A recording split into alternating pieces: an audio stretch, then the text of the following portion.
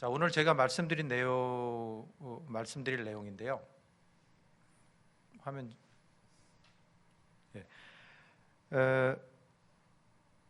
해운과 금융을 둘러싼 많은 변화가 일어나고 있습니다. 4차 산업혁명이 진전되고 있고, 또 환경규제 강화되고 있고, 불확실성이 소위 와일드카드라고 하는 불확실성이 상당히 증대되고 있고요. 그 다음에 오래된 얘기지만 지금까지 지속적으로 영향을 미치고 있는 요인들이 있습니다. 그게 중국의 부상이라든지 해운 위기의 문제라든지 이런 문제들이 영향을 미치고 있고요. 이게 직접적으로는 해운 시장에 영향을 미치고 있고 금융시장에 영향을 미치고 있으면서 또 해운과 조선에 영향을 미치는 게 또 금융시장에 파급되는 그런 형태로 영향을 미치고 있습니다. 그러면 이런 변화에 대해서 우리 해양금융기관이 어떻게 대응해야 되는가 하는 것을 한번 찾아보는 게 이번 발표의 내용입니다. 환경 변화 먼저 살펴보도록 하겠습니다. 잘 아시다시피 4차 산업혁명이 진행이 되고 있는데요. 굉장히 큰 파장을 미치고 있습니다. 사물 인터넷, 블록체인, 그 다음에 빅데이터, 인공지능, 기타 등등 여러 가지 면에서 진전이 이루어지고 있는데요. 그런 것들이 크게 보면 세 가지 측면에서 변화를 가져오고 있습니다. 첫째는 우리가 여태까지 샘플링으로 접근했던 데이터에 대한 한계를 넘어서 모집단에 대한 데이터 접근이 가능해졌고요. 그 다음에 인공지능 분석이 들어오면서 어떤 여태까지의 분석에 대한 한계를 뛰어넘는 그런 상황이 벌어지고 있고요. 그 다음에 신뢰 문제를 해결하고 있습니다. 그래서 변화로는 새로운 서비스가 창조되거나 또는 최적화가 이루어지거나 예측이 이루어지거나 또는 거래 공간이 축소되는 그런 일들이 일어나고 있습니다. 4차 산업혁명이 초래한 변화를 해운과 금융으로 나눠서 한번 보도록 하겠습니다. 물류 거래 플랫폼이 재조명되고 있습니다. 재조명되고 있다는 얘기는 과거에도 플랫폼이 시도됐습니다만 성공하지 못했습니다. 못했던 이유는 여러 가지가 있는데요. 일단은 플랫폼 러닝하고 그 다음에 캐리어가 주도해서 플랫폼 러닝을 이루기가 어려웠거든요. 근데 블록체인 기반으로 신뢰가 확보되면서 탈중개화의 가능성이 커지고 있습니다. 지금 가장 큰 예로 들 수 있는 게 IBM 머스크의 트레이드 렌즈입니다. 그 다음에 더 큰 변화는 선사가 선박을 운영하는 기능을 하부기능화라는 게 뭐냐면 전체 플랫폼에서의 하나의 기능화함으로써 그 얘기는 뭐냐면 화물을 나르는 수송의 기능이 줄어든다는 게 아니라 선사가 플랫폼 통합자로서 도약하는 걸 얘기하는 겁니다. 그런 것들이 일어나고 있는데요. 이게 여태까지 가지고 있었던 플랫폼하고 캐리어 간의 상충 문제를 해결할 수 있는 클루를 찾았기 때문에 그렇습니다. 인공지능 기반의 예측이 이루어지고 있는데요. 우리나라에서는 KMI가 앞서 나가고 있습니다. 그래서 인공지능 기반의 지금 단기 운임 시황 예측을 이미 한 1년 전부터 시도해서 서비스를 하고 있는 것으로 알고 있습니다. 자율운항 선박이 등장해서 운영되고 있는데요. 이거는 전 세계적으로 사례가 많지 않습니다. 자동차는 원거리부터 적용되는데 자율운항 선박은 근거리부터 적용되고 있습니다. 근거리 왕복 항로부터 적용되고 있는데요. 차츰 범위를 넓혀 나갈 것으로 생각이 됩니다. 금융에도 많은 변화를 야기하고 있습니다. 제일 크게 얘기되는 부분이 핀테크입니다. 거래 플랫폼이 활성화되면서 비대면 거래가 확대되고 있고요. 크라우드 펀딩이 자금 수요자와 공급자 간의 공간을 축소하면서 진행되고 있고, AI 컨설팅, 로보 어드바이저로 얘기되고 있는 그런 인공지능 기반의 예측과 판단이 지금 이루어지고 있습니다. 그 다음에 신용 분석 측면에서 빅데이터가 활용되고 있고, 블록체인 기반의 결제 수단, 금융 시스템 같은 것들이 적용되고 있는데요. 암호화폐 사용되는 겁니다. 사례를 한 2가지 정도 들 수 있는데요. 마코폴로라는 회사가 블록체인 기반으로 연료유나 선급금의 선지급 문제를 해결하는 솔루션을 이미 오픈했습니다. 그 다음에 오션빌드라는 데가 기존의 크루즈 선박을 개조하면서 크립토 크루즈, 그래서 선내에서 암호화폐 사용이 가능한 그런 형태로 전환해 나가고 있습니다. 환경 규제는 잘 아시다시피 선박 평형수 규제라든지 황산화물 규제, 그다음에 온실가스 규제 이런 부분들이 진행되고 있는데요. 무엇보다 초점을 맞춰야 될 부분이 온실가스 규제입니다. 이거는 여태까지 어떤 그 환경 오염 물질의 일부를 제한하는 게 아니라 탄소 배출 자체를 규제하는 거기 때문에 이 부분에 대해서는 그 에너지 전환이라는 형태로 대응을 해야 되거든요. 그래서 상당히 큰 변화를 가져올 것으로 생각이 됩니다. 자, 환경 규제가 어떤 영향을 미쳤나 보면요. 일단은 저 오른쪽 그래프에서 보듯이 이렇게 동그라미로 표시되어 있는데 원으로 뾰족 솟은 부분이 있습니다. 이 부분은 여태까지 투자는 규모의 경제를 추격하는 투자이거나 또는 프로시클리칼리티, 그러니까 시황의 순행에서 시황이 올라가는 걸 인조하기 위한 투자였습니다. 그런데 예외가 생긴 거죠. 불황임에도 불구하고 환경에 대한 투자가 생긴 겁니다. 이런 부분은 유념해서 봐야 될 부분이고요. 그 다음에 환경 관련된 설비의 후처리 수요가 증대됐습니다. 그래서 리트로핏 수요가 늘어난 거죠. 그 다음에 무엇보다도 아까 말씀드린 대로 에너지 전환에 대한 부분이 진행되고 있습니다. 불확실성은 아까 제가 와일드 카드라고 말씀드렸는데 이거야말로 그냥 쇼크입니다. 이런 부분이 무역 분쟁, 미중 갈등이라든지 정치 군사적 갈등, 지금의 영토 분쟁을 기반으로 한 부분 또는 뭐 중국과 미국 간의 헤게모니 싸움이죠. 그런 부분이 일어나고 있고 아주 다발적으로 진행되고 있습니다. 홍콩 문제, 타이완 문제, 남중국해 문제, 중동 문제 여러 군데 진행되고 있죠. 그 다음에 아까 저 황우선 사장님께서 말씀하셨지만 이미 4천만 명을 넘어섰습니다. 2차 팬데믹으로요. 근데 지금 4천만 명 얘기가 아닙니다. 1억 명을 찍을 거냐 안 찍을 거냐 얘기하고 있거든요. 그래서 이런 부분에 어떻게 대응해야 될 건지 하는 부분도 굉장히 중요한 이슈가 되고 있습니다.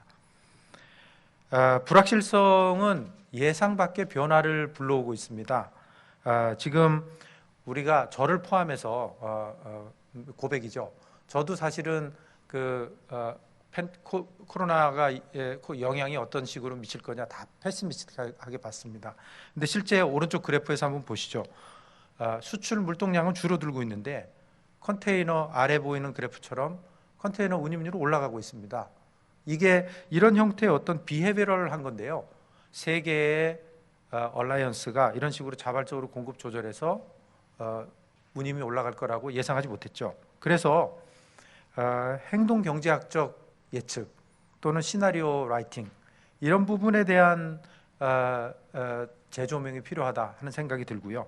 그 다음에 빅데이터나 인공지능을 활용한 어떤 통찰력의 확보 이런 부분도 중요하다고 생각이 됩니다. 무엇보다도 컬래버레이션에 대한 요구가 증대되고 있다 이렇게 보셔야 될 겁니다. 이유는 뭐냐면 지금 어느 기관이나 어느 한 분야의 전문가도 이 문제를 포괄적으로 보고 해결할 수 없습니다. 그럼 어떻게 해야 되느냐면 각각의 전문가들이 모여서 이 문제를 포괄적으로 다루고 다양한 각도에서 조망할 수 있어야 된다 이렇게 생각이 됩니다. 중국의 부상입니다. 중국의 부상은 오래된 얘기죠. 2000년대 초반 얘기, 지금 20년 다 된 얘기를 들고 일어나서 무슨 얘기를 하려는 거예요. 지금까지 영향을 미치고 있습니다. 그래서 왼쪽 그래프를 보면 2000년대 초반부터 시작이 됐는데요. 최근까지 올해 이제 경제 성장률이 뭐 마이너스로 떨어지기 전까지 단 한 번도 성장률이 5% 이하로 내려간 적이 없습니다. 이러면서 경제의 중심권이 오른쪽으로 아시아로 이동하고 있다. 이 부분에 유념을 해야 되고요. 차이나 쇼크의 파장은 해운이나 금융 분야에 큰 변화를 일으켰습니다. 제일 큰 변화는 해운이나 해양 금융 시장의 중심이 유럽에서 차이나로 이동한 겁니다. 그래서 예를 들어 보면 중국이 전 세계 물동량의 4분의 1 이상을 차지하고 있습니다. 철광석 물동량은요 70%가 넘습니다. 3분의 1 이상입니다. 한 나라가. 석탄 물동량의 거의 반이 되고요. 곡물 물동량의 전 세계의 5분의 1을 중국 한 나라가 차지하고 있습니다. 컨테이너 물동량도 5분의 1입니다. 그 다음에 오른쪽 그래프는 금융시장이 유럽에서 아시아로 이동된 걸 보여주고 있습니다. 해운 위기가 장기 불황인데요. 리만 사태로 해운 위기가 촉발이 됐는데요. 지금 그래프에서 보시다시피 L자형 장기 불황이 이어지고 있습니다. 이게 어떤 여파를 끼치고 있냐면 해운업의 도산, 부실화가 투자 여력을 축소시키고 조선 위기를 불러왔습니다. 상업금융기관이 위축되고요. 정책금융기관이 그 자리를 대체하고 있습니다. 금융 원천도 기존의 모기지 파이낸스에서 IPO, 그러니까 캐피탈 마켓이나 또는 선박 리스, 여러 번 얘기됐었죠. 금융 선주화 경향 이런 부분을 불러일으켰고요. 그 다음에 에코티 펀드의 역할이 점점 더 증대하고 있습니다. 오른쪽 그래프는 오른쪽의 표는 그 정책금융기관들이 뜨고 그 다음에 노디아나 그 다음에 로얄 뱅크 오브 스코틀랜드, 바클리스 뱅크, 속젠 같은 데가 지금 역할을 줄이거나 심지어는 퇴출하고 있는 현상을 보여주고 있습니다. 금융기관의 대응에 대해서 보도록 하겠습니다. 제가 집을 하나 만들어 봤는데요. 해양금융 전문성 강화는 아침에 맨 처음 시작할 때 박성훈 경제부시장도 얘기하셨지만 어떻게 하면 전문가를 양성할 건가 하는 부분이 되게 중요한 부분입니다. 전문성 강화나 산학연 협력은 토대가 됩니다. 이런 토대 위에서 혁신 기술을 수용해야 되고 금융 대상을 확대해야 되고 그 다음에 자금원을 다각화해야 됩니다. 이게 이제 그 금융기관의 대응인데요. 위에서부터 살펴보도록 하겠습니다. 혁신 기술을 어떻게 수용할 거냐? 지금 빅데이터 AI 기반의 신용이용 관리가 일어나야 됩니다. 기존의 재무제표 기반의 신용 관리는 한계가 있습니다. 너무 정적입니다. 해운시장은 눈 깜짝할 새에 바뀌는데 재무제표에 반영되는 것은 시차가 너무 큽니다. 이런 형태로는 효과적인 신용관리를 할 수 없습니다. 심지어는 우리 그 2008년도 위기가 왔을 때 컬랩스하기 불과 1개월 전에도 신용등급 괜찮아서 여신을 받을 수가 있었어요. 이런 일이 일어나서는 안 되죠. 금융기관 입장에서는요. 중국이 지금 ICBC가 이런 면에서 ICBC 스마트라는 이름으로 굉장히 앞서 나가고 있습니다. 벤치마킹 할 필요가 있을 거로 생각이 됩니다.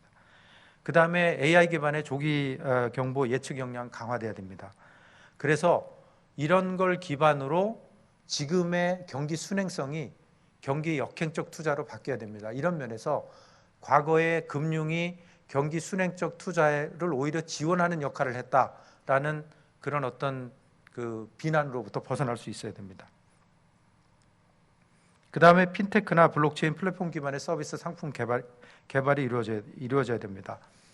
핀테크 기업은 일반 대중과 금융기관을 연결하는 데 있어서 프론트엔드의 역할을 하는 겁니다. 여전히 백엔드에서 중요한 역할은 금융기관이 하는 거거든요.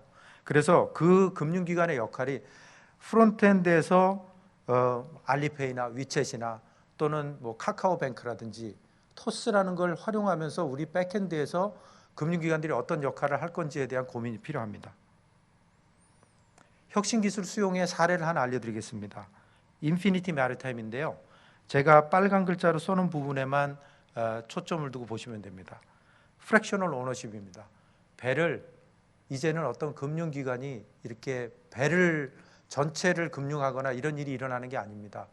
100불, 1000불짜리 선주가 있을 수 있다는 얘기죠. 그 다음에 이 프랙셔널 오너십이 중요한 거는 그 레귤레이티드 익스체인지에서 트레이드 되는 형태로 운영이 되고 있는 겁니다. 여기서 이미 인피니티 마리타임이 이런 거를 시도하고 있는데 우리는 어떻게 접근하고 있는지 봐야 됩니다. 그래서 제가 나중에 그 크라우드 펀딩 쪽에서 또 한번 말씀드리겠습니다.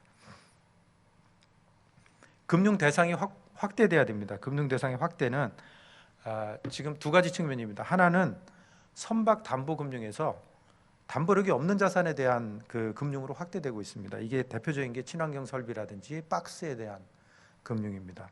그 다음에 해운 기업이 인티그레이티드 로지스틱스 프로바이더 형태로 업그레이드 되면서 기존의 선박이 아닌 다른 모드로의 금융이 강조되고 있습니다. 이럴 때 중요한 게 있습니다.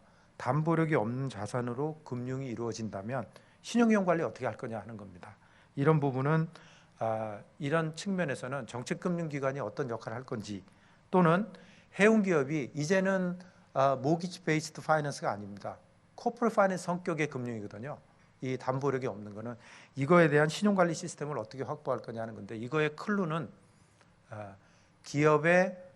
해운기업의 마켓 리스크 매니지먼트에 찾을 수 있습니다. 마켓 리스크는 오른쪽에 그래프를 간단한 도식으로 보여준 게요. 익스포저하고 볼레틸리티를 어떻게 측정하고 관리할 건지 하는 겁니다. 여기서 신용위험 관리의 핵심을 찾아야 됩니다.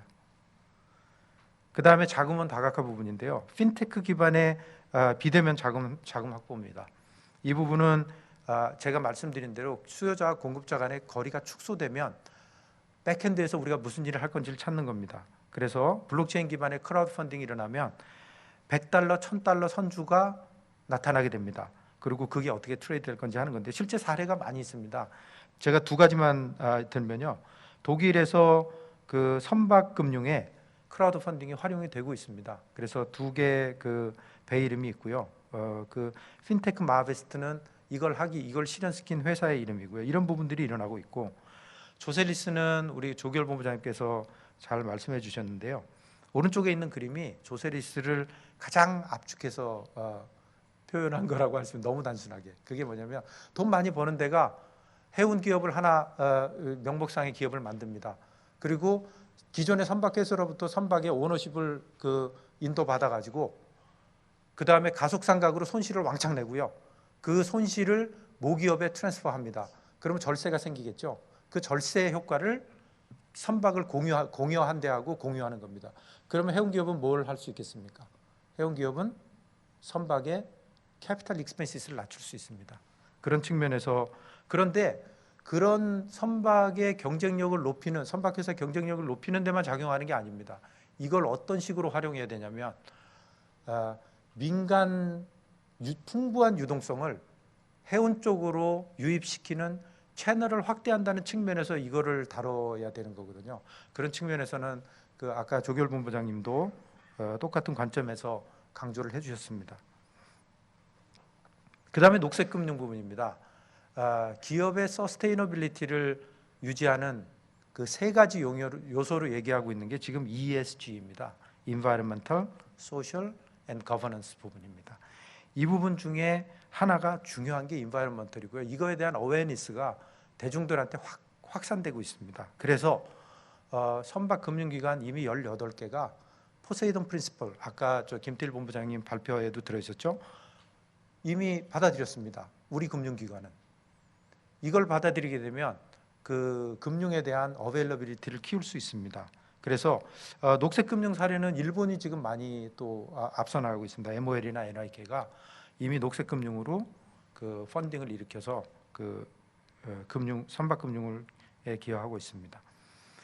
산학연 협력 부분에 대해서 말씀드리겠습니다. 기업이나 대학, 연구기관의 협력체계 구축이 필요한데요.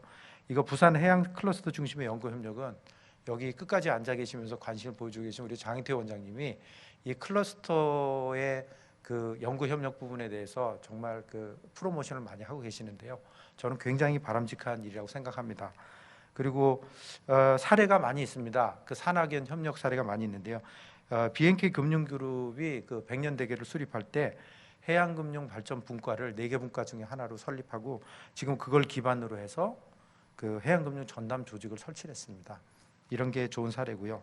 캠코 연구소가 또 그 해운 분야의 학연 공동 연구를 추진하고 있고, KMI 또 해운 재건 총괄 지원단이 그 HMM하고 해운 재건을 위한 어떤 그 실행 과제의 산연 공동 연구를 추진하고 있습니다. 해양금융의 전문성 강화 부분입니다. 해양금융 전문 인력 양성은 중요합니다. 어떤 면에서 중요하냐면 우리가 해운, 해사기술, IT, 조선, 금융 이거의 융합 역량을 확보하지 않으면 해양금융이 효과적으로 일어날 수 없습니다. 그래서 학부, 대학원 레벨의 그 학교 교육도 일어나야 되고, 지금 현재 해양금융 또는 금융기관, 해운기관에 있는 분에 대한 MBA 뭐 이런 형태의 이브닝 MBA 이런 형태의 어떤 재교육도 활발하게 일어나야 된다고 생각합니다. 그 다음에 해양금융기관 전문기관인데요. 지금 이걸 위해서 그 KOBC의 여신 역량이 확충이 돼야 됩니다. 그 다음에 해양금융 전문 상업금융기관이 육성이 돼야 되는데요. 아까 여러분이 말씀하셨지만 상업금융기관의 역할이 너무 많이 쇠퇴되어 있습니다. 특히 국내에서는 그 현상이 심하고요. DVB 모델, 교통 분야에 전문화되어 있는 DVB 뱅크가 있습니다. 그걸 모델로 해서 시장 이용 관리를 고도화하고 해운기업의 의사결정을 지원하고 파트너십을 형성해서 같이 번영할 수 있는 그런 형태로 진행이 돼야 되고요. 선주업 육성이 굉장히 많이 얘기되고 있는데 그 육성하고도 연계해서 전문화가 이루어져야 된다 이렇게 생각합니다. 결론적으로 요약해서 말씀드리겠습니다. 물류산업은 국가 경제의 중요한 3차 산업입니다. 저는 개인적으로 앞으로 우리나라를 그러니까 서비스 이코노미나 3차 산업을 중심으로 경제가 이행해 나갈 때 우리가 먹고 살 수 있는 몇 안 되는 중요한 3차 산업 중에 하나라고 생각합니다. 그런데 해양산업, 해운업, 조선업, 물류산업의 중심축입니다. 그리고 금융은 해양산업을 발전시키는 데 있어서 핵심적인 경쟁 요소입니다. 급변하는 환경 속에서 해양금융은 많은 변화를 필요로 하고 있습니다. 제가 마지막으로 그 미시간 대학교의 로버트 퀸 교수가 책을 하나 적었죠. 딥 체인지라는 책을 지었습니다. 국내에는 딥 체인지와 슬로우 데스라는 이름으로 번역이 됐는데 이거는 제목은 이렇게 적겠지만 기업에 대한 얘기는 아니고 약간은 퍼스널한 레벨에서의 체인지를 얘기하는 건데 그냥 인사이트로만 들을 필요가 있습니다. 근원적으로 바뀌거나 아니면 천천히 죽거나. 이상 제 발표를 마치겠습니다. 감사합니다.